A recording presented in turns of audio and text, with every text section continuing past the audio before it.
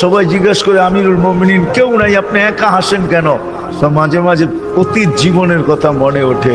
বকরি পর্যন্ত চালাইতে পারতাম না, রাখাল ছিলাম, বকরি চড়াইতে পারতাম না, ডেলি একটা না একটা হারায় আসতাম, আর খালা ইচ্ছা মতে ডেলি মার দিত। আজকে তো আমি 3 মহাদেশের রাজা। কয় মহাদেশের? Europe, Asia, Russia. আগে মহাদেশ 3টাই ছিল, বাকিটি পরে আবিষ্কার হয়েছে। ইতিহাসের পাতায় টোকায় দেখলে আমারটা সত্য হবে।